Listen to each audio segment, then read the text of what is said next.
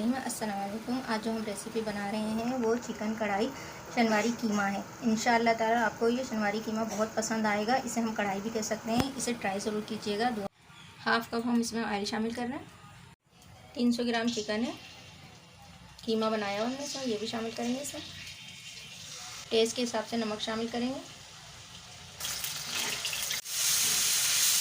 10 ہری مرچیں موٹی موٹی ہم نے اسے کاٹی، اس میں شامل کریں گے۔ اس طرح بنائی کریں گے تاکہ ہری مرچوں کا فلیور اس میں شامل ہو جائے قیمے میں۔ اب اس میں سے ہم 1 پیس آئل نکال لیں گے سارا۔ اب یہ ادرک لہسن ہے ہمارے پاس 1 ٹیبل اسپون، اور اس میں ہم نے آدھا کپ پانی شامل کرا ہے، یہ اس میں ہم شامل کریں گے۔ اب اس میں ہم 3 ٹماٹر لے رہے ہیں، بیچ میں سے ہاف کر لیے، یہ اس میں شامل کریں گے۔ 5 منٹ کے لیے ڈھک دیں گے تاکہ ٹماٹر سافٹ ہو جائیں، چھلکے ان کے آسانی سے اتر جائیں۔ ٹماٹر سافٹ ہو چکے ہیں، اب ان کے ہم سب کے چھلکے ریموو کر لیں گے۔ یہ سارے ٹماٹر سافٹ ہو چکے ہیں، جیسے آتے ہیں ان کو ہم اچھی طرح سے بھونائی کر لیں گے۔